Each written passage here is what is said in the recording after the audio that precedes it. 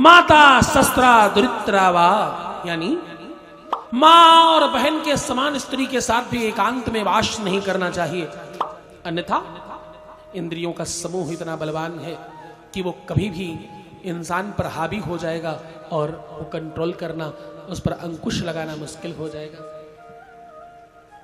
जैमिनी ने कहा गुरुदेव मैं ये नहीं लिखूंगा, ये सत्य नहीं है। अरे कैसी बात कर रहे हो गुरुदेव आप, माता बहन ये बात सत्य नहीं है, ये नहीं लिखूंगा मैं। और आप क्या कह रहे हो, आप कह रहे हो विद्वान समय पर कर्षति। नहीं नहीं नहीं गुरुदेव ये नहीं लिखूंगा मैं। लोग आगे इसको पढ़ेंगे और क्या सोचेंगे, क्या विचार करेंगे, शास्त्रों में क्या लिखकर भेजा है। मैं नहीं लिखता गुरुदेव। वेद व्यास जी ने बहुत समझाया, जैमिनी एक न माने। गुरुदेव ने कहा कोई बात नहीं, शास्त्र लेखन का कार्य 2 दिन बाद प्रारंभ किया जाएगा, तब तक के लिए ये क्लास यहीं स्थगित की जाती है। समय व्यतीत हुआ, रात्रि हुई और घनघोर अंधेरी रात हो गई।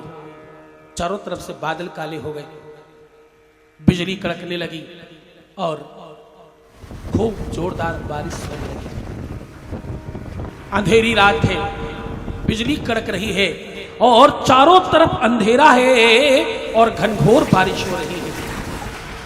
इस बारिश में एक अधेड़ उम्र की औरत, जो ना तो कुलीन है, ना तो सुंदर है और ना तो अच्छी दिखने में है, सामान्य रूप लावण्य वाली महिला दौड़ती दौड़ती आ रही है और उसके पीछे कुछ कदमों की आहट पता चल रही है। वो दौड़ती दौड़ती आई, जैमिनी की कुटिया का दरवाजा खटखटाया, महादेव कोई हो तो मेरी मदद करो। जैमिनी ने कुटिया खोला, जैमिनी ने देखा बाहर बिजली कड़क रही है, चारों तरफ घनघोर अंधेरा है और खूब बारिश हो रही है। यह महिला बिल्कुल चारों तरफ से भीगी हुई है और बिल्कुल एक एक उसका वस्त्र आभूषण सब भीगा हुआ है, पूरा अंग प्रत्यंग भीग गया है उसका। वो रो रही है, गुरुदेव कृपा करो मुझ पर, मुझे जंगल में कुछ अनजान लोग दौड़ा रहे हैं, मुझे रात्रि भर सर छुपाने के लिए जगह अगर मिल जाती तो बड़ी कृपा होती। और थर थर कांप रही है पानी में भीगी हुई होने के कारण। गुरुदेव कुटिया के किसी कोने में मैं चुपचाप बैठ जाऊंगी, रात्रि व्यतीत होने के पश्चात मैं चली जाऊंगी। रंग सांवला है, शरीर मोटा है और काफी उम्र हो चुकी है, 40-45 साल की आसपास की महिला है, बड़ी कुलीन नजर नहीं आती, सामान्य वस्त्र आभूषण पहन रखे, थर थर कांप रही है खड़े खड़े। जैमिनी ने कहा कोई बात नहीं, मेरी कुटिया के कोने में बैठ जाओ। जैमिनी ने उसे कोने में बिठाया और अपनी कुटिया का दरवाजा बंद कर लिया। दिए की रोशनी में वो थोड़ी थोड़ी दिखाई पड़ रही है दूर से। जैमिनी ने उसे अपने पास सन्निकट बैठने के लिए कहा।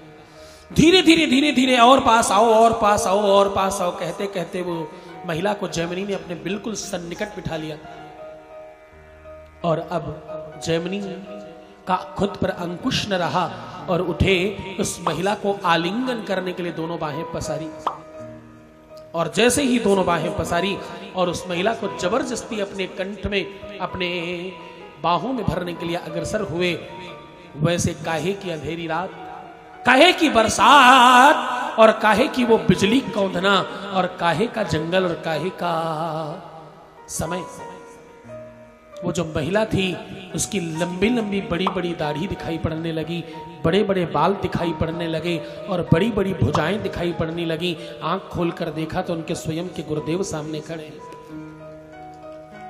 बोले जैमिनी बताओ अब तुम लिखोगे अथवा नहीं लिखोगे? तुम जरा बताना कि तुम संत नहीं थे क्या, तुम तपस्वी नहीं थे क्या, तुम ज्ञानी नहीं थे क्या जैमिनी? और जो महिला थी वो बहुत रूप लावण्य वाली थी क्या, बहुत कम उम्र की लड़की थी क्या? नहीं जैमिनी। जैमिनी ने क्षमा मांगा, गुरुदेव को बारंबार प्रणाम किया और जैमिनी ने लिखा। बोले माता शस्त्रा दुरित्रावा। क्या बोले? माता शस्त्रा दुरित्रावा ना बेरे दासनो भवे।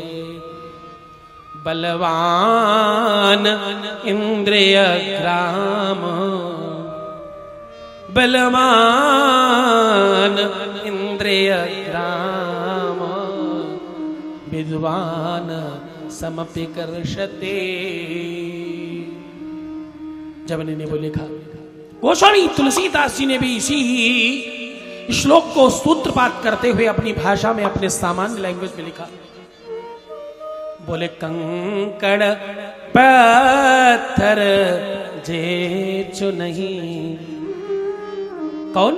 कंकड़ पत्थर जेचु नहीं, तीनहि सतावे काम।